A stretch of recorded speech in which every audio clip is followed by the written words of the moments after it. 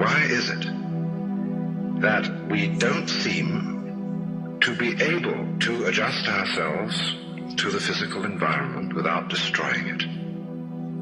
Why is it that in a way this culture represents in a unique fashion the law of diminishing returns, that our success is a failure, that we are building up, in other words, an enormous technological civilization which seems to promise the fulfillment of every wish almost at the touch of a button. And yet, as in so many fairy tales, when the wishes finally materialize, they're like fairy gold. They're not really material at all.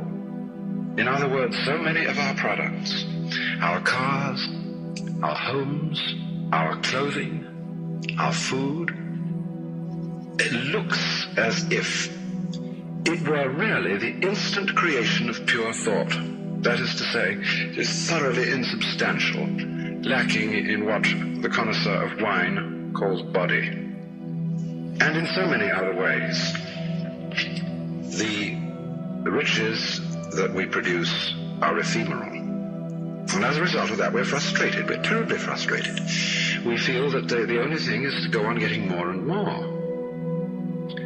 And as a result of that, the whole landscape begins to look like the nursery of a spoiled child who's got too many toys and is bored with them and throws them away as fast as he gets them, plays them for a few minutes. Also, we're dedicated to a tremendous war on the basic material dimensions of time and space. We want to obliterate their limitations.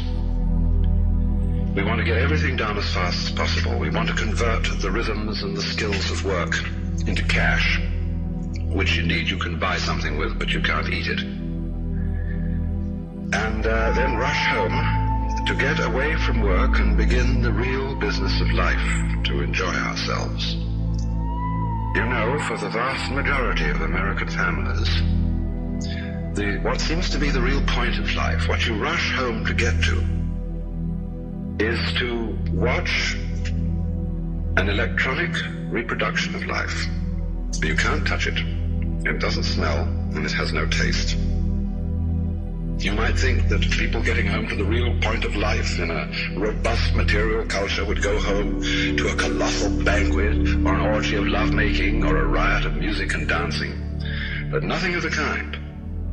It turns out to be this purely passive contemplation of a twittering screen.